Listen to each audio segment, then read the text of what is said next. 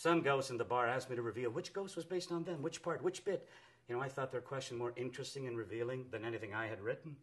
I mean, I could not possibly call all the ghosts. I would have to, 2 city phone books at least. And what about the ghosts that were actually composites, parts of other parts? How can I call all those parts that made up the whole? Well, to see if it could be done, I drew up a chart, wrote out all the words said by each ghost, who said what, and when did each word, where did it come from, comma, period, all of it. And realized this word was said by that ghost, this other word by one in a book, this from a film, this from someone who got it from someone else who saw a film about a book where so-and-so said this or that, this phrase from a teacher, this bit from a student, a book, another film, an article, a thought, a friend, an enemy, a parent, a lover, all of them from life. How could I possibly call every single ghost? And what if they're all hurt in one way or another but refuse to show it, having an intellect with a highly sophisticated protective shield, a jamming screen to fog enemy radar defenses? I, the enemy. What if those I called this morning I only thought I called?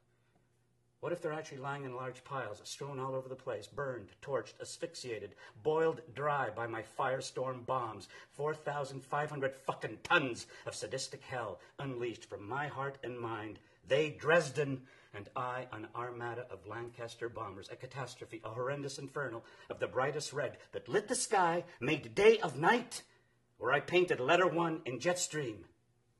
And then through the flames, books flying all over the place, detonating one by one from the center of the volcano where he had just stood. Oh, so he was burning, not me, I thought. Great.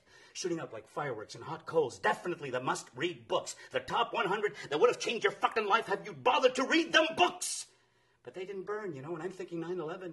That poor son of a bitch, was minding his own business, sipping coffee and looking out the window as he saw in slow motion the nose of a plane delivering hell at 500 miles an hour, and that he didn't make it.